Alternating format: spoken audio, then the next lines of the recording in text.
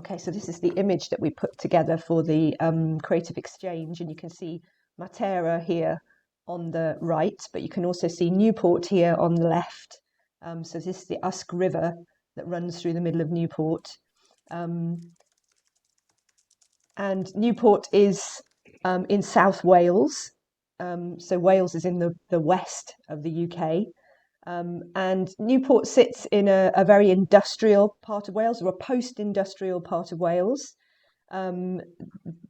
near to the South Wales Valley. So we have lots of mining communities who are here and lots of industry. And both Cardiff, which is our capital city in Wales, and Newport are kind of, and Swansea as well, which is another city in South Wales, all are, I would say, scarred by their industrial heritage. By the fact that lots of coal was coming down from the valleys, and there was at one point a lot of work, a lot of industry, and actually as that coal mining dried up and stopped over the years, then the cities have to reinvent themselves, have to find a new way to be. And I think Newport, where I'm sitting at the moment and speaking to you today, is still trying to find its way, its new way forward from that, and still trying to find its pride and its identity, and it's part of the reason. So I was born in Newport, and then I went off to London to work, and I went to Cardiff to work, and I work across the world with Roseo. But for many years I worked for Welsh National Opera, making work with them in their youth and community department. But when I left Welsh National Opera, I really wanted to come back to Newport and start something new in Newport. So I formed a company called Operasonic in 2014, and came home to make opera in the community in which I grew up. And I really wanted to see and explore what would happen if I brought opera into Newport as an option, as a potential way of expressing what the community was and what the community could be. And it's been a really interesting journey over the last 5 years, and some of the things that we've done, some of the stories we've told, some of the people we've met.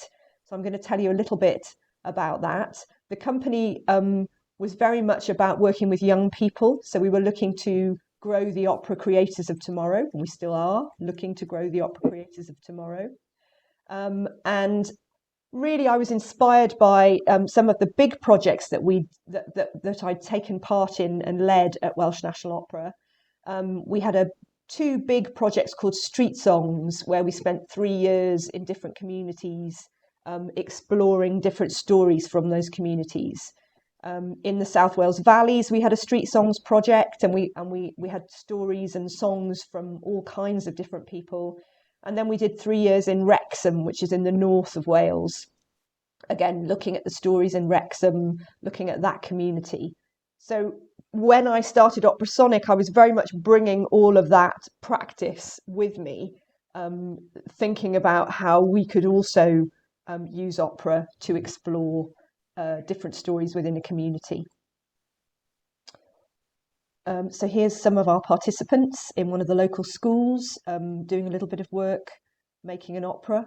I know you've probably got your Zoom bar of people down the right hand side, but if you move it over, you can see composer Richard Barnard there working with a group of young people in one of the schools. So the first big project that we did as Operasonic was a project called Newport Legends.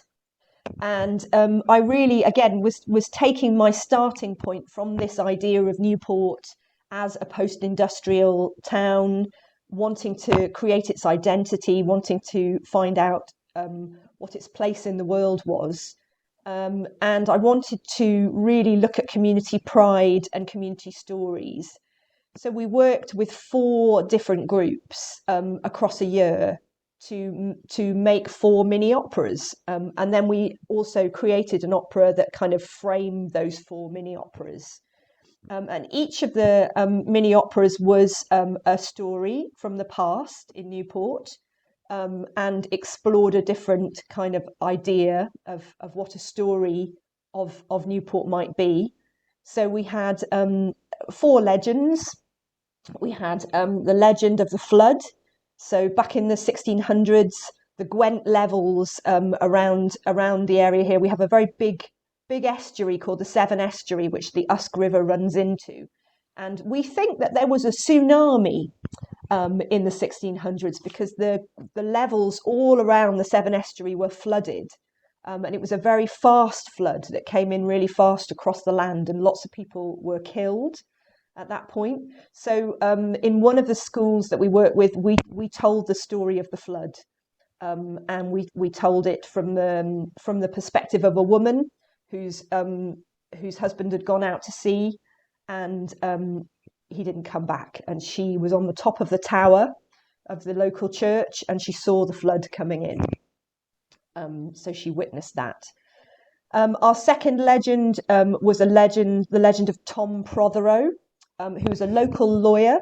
Now, Newport is very famous for something called Chartism. So there was a particular Chartist uprising that happened in Newport in the 1800s. And it was a group of workers who wanted to have the vote. They wanted to have a say in their lives. So we have a real history in Newport of championing the people, the normal people, and trying to fight for our rights. And Tom Prothero was a lawyer who worked for the local landowner who didn't like the Chartists. So we were telling the story of these Chartists, these rebels, but from a very different perspective, from the perspective of this kind of villain character almost, which again, we worked in another primary school, to explore that, and the children loved that idea of the poor people against the rich people. So that was really interesting to do. Our third legend was the legend of Tumbalum. So I'm sorry to my Italian translators, I'm speaking little bits of Welsh here. So Tumbalum is a Welsh word, and it's our local hill behind Newport. You can see Tumbalum from almost anywhere in Newport. So our big local hill behind the town. And the Tumbalum legend was about fairies in the hill. So it was about a young boy who went into the hill and was taken into the hill by the fairies, who wanted him to dance with them forever. But the animals helped him to escape. So the fox helped him to escape, and all the different animals in the forest gave him tools to help him escape from the fairies. So it was kind of like a myth. And there are stories about the music coming from the hill, from Tumbalum, that we read in history. And then our fourth legend was the Maindee legend. So Maindee is one of the places in Newport, and we looked at a particular community centre in Maindee, which was built to be a multi-faith centre. So it's a very special place in Newport because you find people from all different religions and all different backgrounds mixing there. And I've done, over the last 5 years, a lot of work with this particular community centre. It's been a real treat to work with them over the years. And so we really felt that was a great way to share their story, to make them one of our legends. And that legend was actually our community legend. So we did that working with the community centre, working with a local library in the same area, which had been brought into community ownership. So there were lots of community members who took part in that and rehearsed in that particular legend.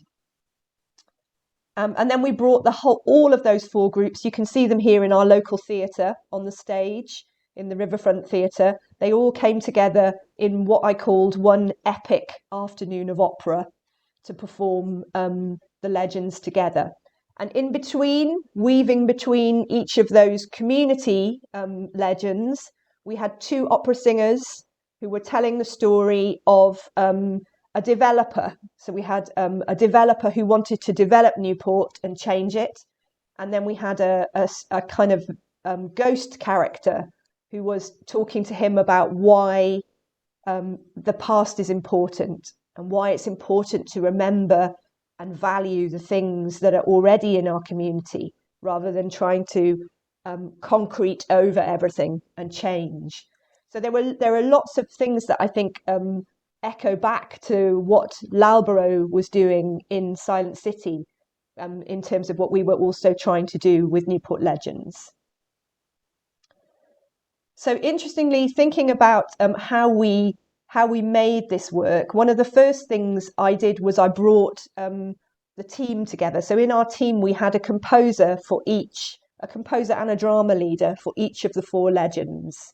And then we had Helen, who's with us today, who was the overall music director, but also the composer for one of the legends, and myself, kind of overarching and looking at how we brought all those things together.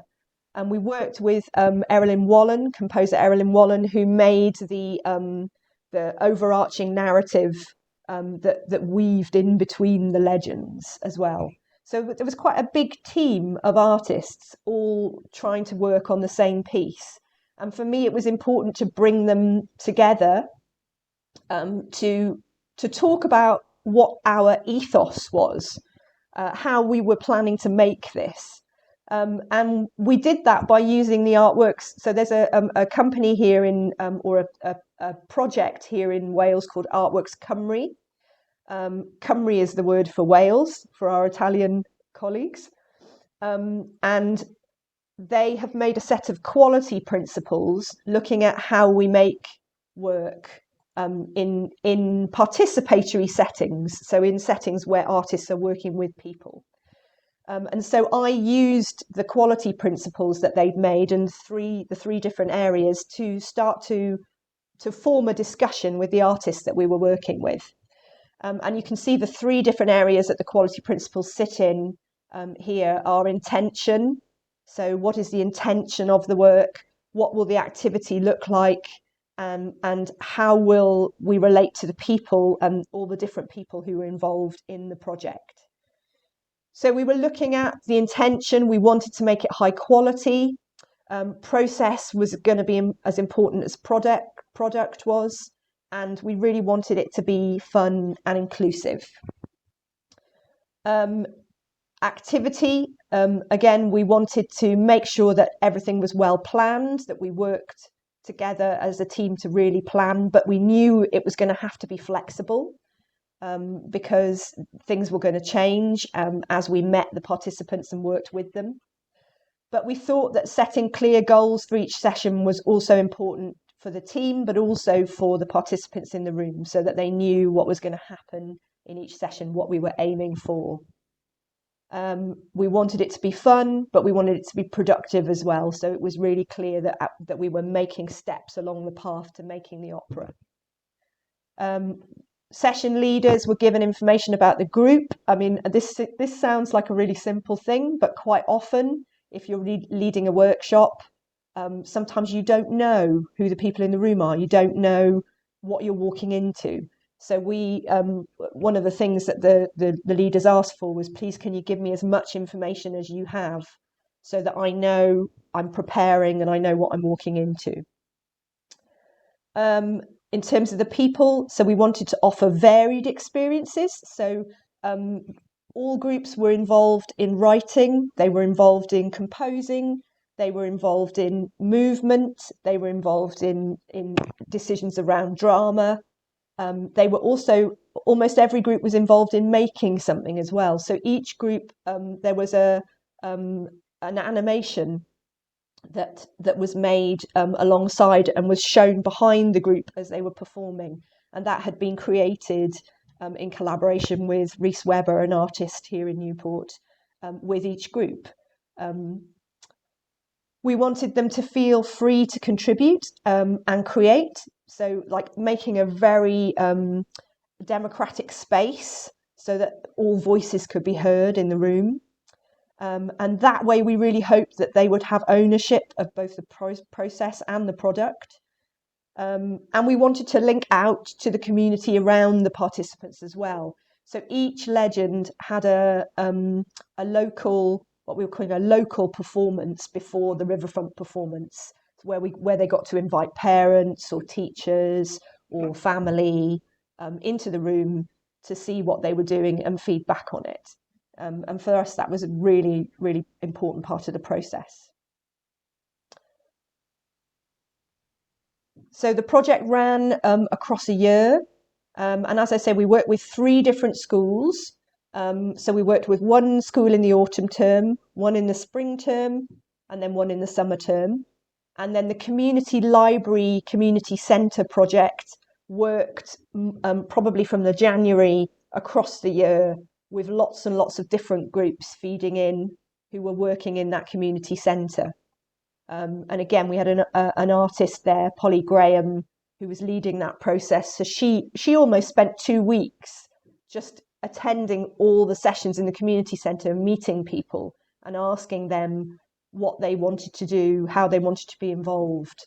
And that really, taking that time to talk and research, I think really made her work and the work that she created then with the groups that came together very rich, which was, really a treat to see.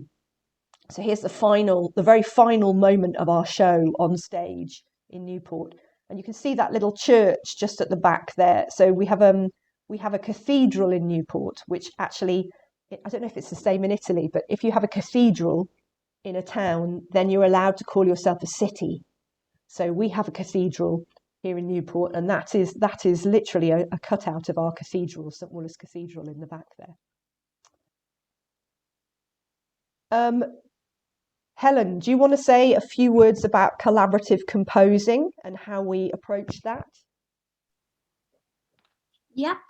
So we wanted for the final piece for it to feel like one opera, for it to have that feeling of this is the Newport Legends, it's all come together at the end. But we're talking about 5 different composers along the way. So it was important that every composer worked with their group and to create something that belonged to that group, so that they would write their own lyrics, they would then explore how they wanted to sing it, and that we could then shape those.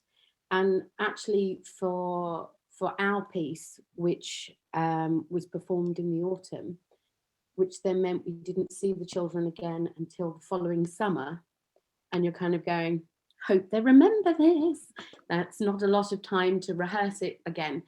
The fact that the process and the project had been a collaboration between them creating it and me helping them shape it meant that, of course, they're going to remember it. It's their music. So they've remembered their music in a way that if it had just been taking something to them and going, sing this, they might not have done.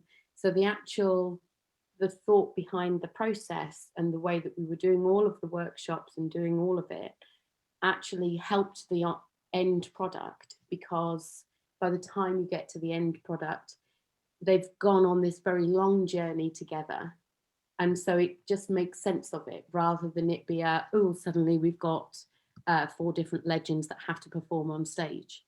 In terms of linking it musically so that it has a cohesive finishing product as well.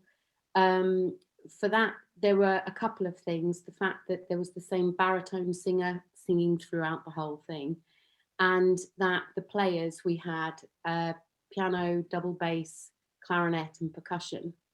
And that thread through for the final performances, they all had that. Whereas in their smaller performances, they had a reduced ensemble.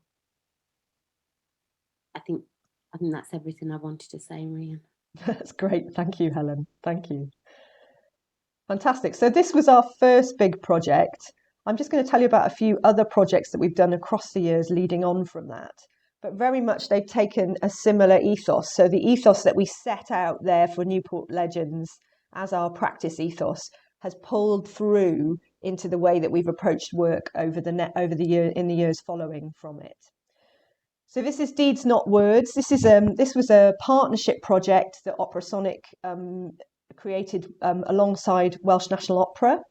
Welsh National Opera were putting on a show, a main stage new commission about the suffragettes, actually, about a particular suffragette called Lady Rhondda, who blew up post boxes here in Newport. She was an amazing lady. And they asked Operasonic to come and collaborate with them to work with a local high school and create some work alongside that particular show. So we took that same approach in terms of taking a writer into the school and working with those pupils to think about how do you, if you've got important issues that are really close to your heart, how do you talk about them, and how do you use music to foreground them, to really get them out there? So what we ended up doing in the high school was forming 5 little bands, and the composer came in and helped them to form those bands. And each of the bands found an issue that they wanted to write a song about, that they wanted to be passionate about. So here we've got James. He was in a like almost like a punk band. They all took different kind of genres. We had an R&B band. We had a group of boys who were rapping. We had the punk band, and then we had a lovely little indie guitar band. And it was just such a treat to see those young people who are all kind of 14, 15 start to really fly with their creativity. And I think having the passion at the centre of that, we worked with a particular writer called Patrick Jones, who is from the South Wales Valleys. And again, he writes really passionate poetry about the issues that are really close to his heart. So I think he really inspired them to think about how they could take their words, their passion into music.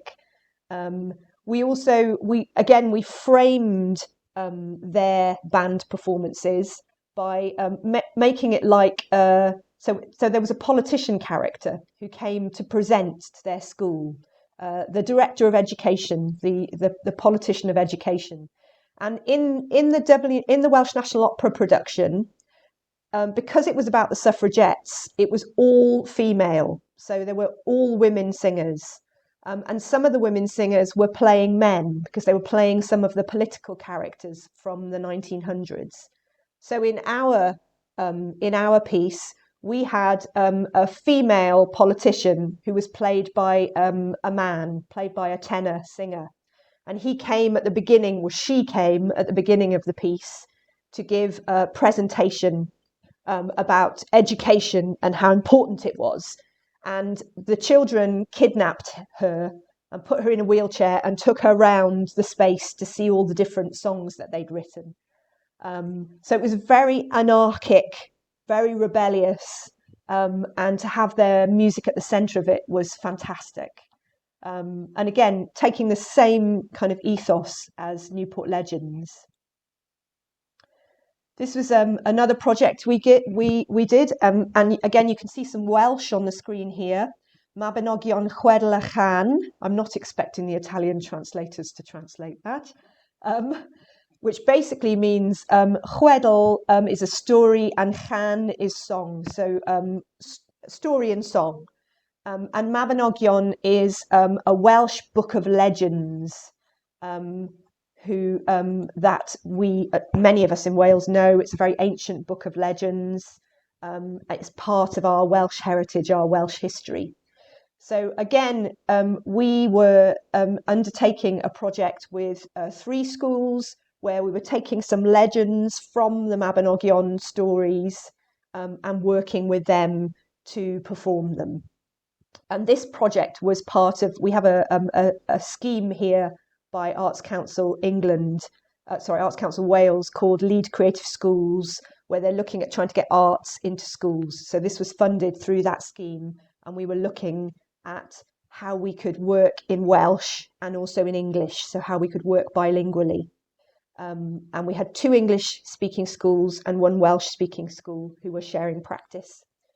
Again, same kind of ethos to Newport Legends. We took the storytellers in to start off with, and they told the stories to the children, and then the children got to retell those stories through opera. And they also made designs. You can see some of their designs from the stories here hanging up behind them. So they made these beautiful design images of the stories that they were telling. Okay, and then just finally, this is the project that Vanya and Alessandro, this is the project you would have seen had you come to Newport, unfortunately. And this is the Lizard musical. So again, we're working in another local high school. We're looking at history in Newport. So just the image on the right here is the Lizard Institute in Newport. It was built by the workers of the Orb Steel Works in the early 1900s. They all put a little bit of money in from their wages, and they had a community centre built for them. And we were working here with, because this community centre is now owned by a housing association called Link Cymru. So we were working with Link Cymru, who had some money from Heritage Lottery, which is a particular heritage funder here in the UK. And they were working to celebrate this building and its heritage. And so they had already done lots of story collecting around the Lizard from people who knew it in the past, people who'd worked there, people who'd spent time there. And so they brought lots of those stories to the high school to share with the pupils. Now, the pupils were going to perform this at the beginning of April. So we didn't get to perform the show. We didn't get to do what we hoped we would do, which would be to perform it in this building that you can see here. And we had to think very differently about how we're going to do that. So we decided to try and make a virtual musical. This has been very difficult for Operasonic because actually trying to get into the schools in the summer term last year, we couldn't do that. We weren't allowed to go in. So we worked with the music teacher to try and put materials online, but getting the students to the level of confidence where they could send in videos was almost impossible. I think really knowing them as a group, and again, we're working with 13-year-olds here, 14-year-olds, so it's a very vulnerable age to ask them to perform on their own to camera. I think we ended up with one pupil who managed to achieve it, which was, I thought, amazing, considering what we were asking for. It would have been a very different thing if we'd had them in a group. So we decided to turn the project out to the community and to offer it out to community singers to get involved. And I'm just going to play you, if I can. Just let me know if you can't hear the sound on this, let me know, but I'm just going to play you a little excerpt. The Stude wasn't just for lovers, it was a place for community. Can you hear the sound? Had 8 acres of grounds complete with tennis courts, bowling green and ornamental gardens. As well as having a billiard room, skittle alley, public bar and lounge inside. In the 1960s and 70s, it became a great place for a Christmas party. A brilliant way to bring family and friends, young and old together. Disco, jazz and groovy moves, drinking with my mates. Funky blazers, turtlenecks, these days were great. I couldn't wait.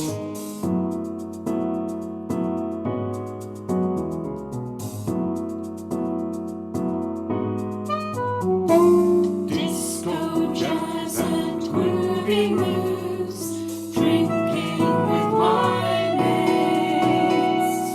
Funky blazers, turtlenecks, these days were great. I couldn't wait. I couldn't wait. I couldn't wait.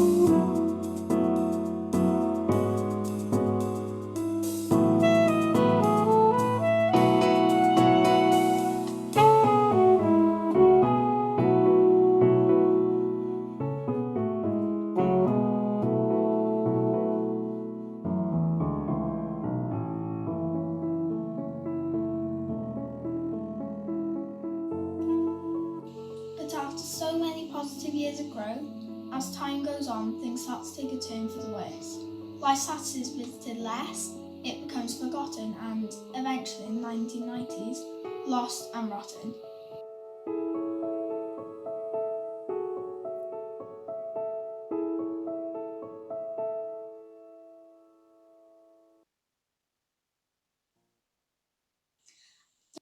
So that's just one of the songs. We were looking at different decades with the pupils. We were looking at different types of music that was happening in the different decades. As you can see, that was the kind of the jazz, the 50s and the 60s. So we were asking the pupils to be inspired by that, and then thinking about some of the stories that were collected and what kinds of things were going on. And then instead of performing in the Liza Institute, we worked with a local studio here, the Cobra Studio, which is in the Riverfront Theatre here in Newport. And the team at Cobra Studio put the video and the sound all together for me. And we're going to be premiering this piece at a local festival here called Art on the Hill, which happens at the end of November. So again, I've always tried with Operasonic here in Newport to work with lots of local festivals and events to share our work, and that's been great. And so it's another opportunity for us to reflect back to the Newport community some of the stories that we found.